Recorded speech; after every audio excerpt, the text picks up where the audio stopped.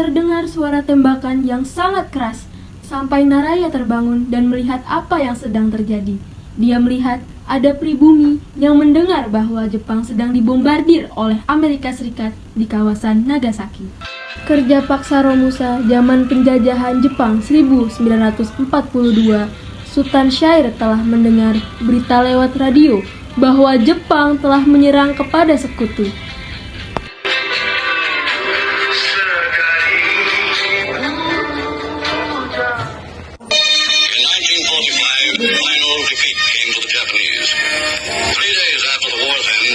Saya mendengar bahwa Jepang telah menyerang dengan sekutu.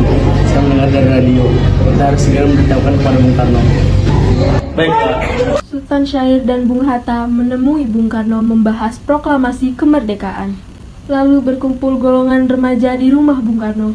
Mereka mendesak Bung Karno untuk segera memproklamasikan kemerdekaan Indonesia. Permisi, Bung. Silakan masuk.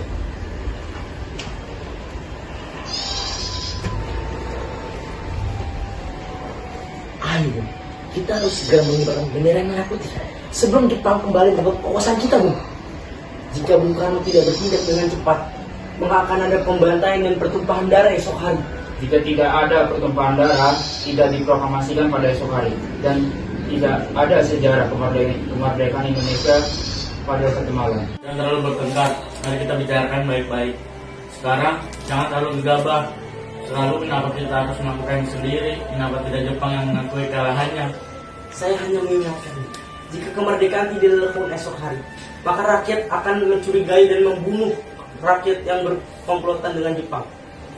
Winata benar, kita mengapa harus menunggu Jepang memberikan ini kepada kita? Padahal kita bisa memerdekakan diri sendiri. Komitmen kita itu sudah sebanding dengan sekutu Jepang. Saya khawatir hal ini hanya akan bertahan sementara sebelum kita mengumumkan kemerdekaan. Malam ini kita harus mengumumkan kemerdekaan ini sekarang.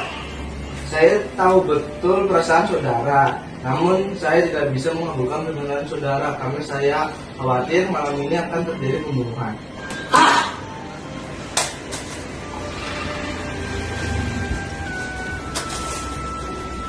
Kemudian, para pemuda itu melakukan kegiatan rapat. Seperti yang kita pikirkan, Bung Karno dan Bung Hatta menolak rencana proklamasi. Apa seperti itu? Kita harus menculik Bung Karno dan Bung Hatta, lalu mendesak mereka untuk menyegerakan proklamasi kemerdekaan Indonesia. Itu benar. Tetapi kita harus bawa kemana? Tenang, saya tahu harus membawanya kemana. Assalamualaikum, saya membutuhkan personil untuk mengawal Bung Karno dan Bung Hatta. Waalaikumsalam. Baik, saya akan mengamankan kalian semua. Nanti kita akan tempatkan di rumah dinas Renat Dengkok. Bung Karno dan Bung Hatta diculik oleh rombongan golongan muda. Lalu disitulah Laksamada Maeda, Bung Hatta dan Sayuti Malik merumuskan teks proklamasi kemerdekaan.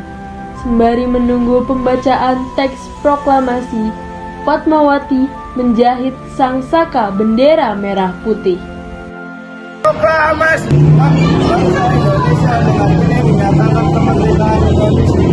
Hal-hal yang menaik perubahan kekuasaan dan lain-lain diselenggarakan dengan cara seksama dan dalam tempo yang singkat-singkatnya. Jakarta, 17 Agustus 1945. Atas nama bangsa Indonesia, Soekarno-Hatta. Bendera merah putih pertama kali dikibarkan di Takengon 4 Oktober 1945.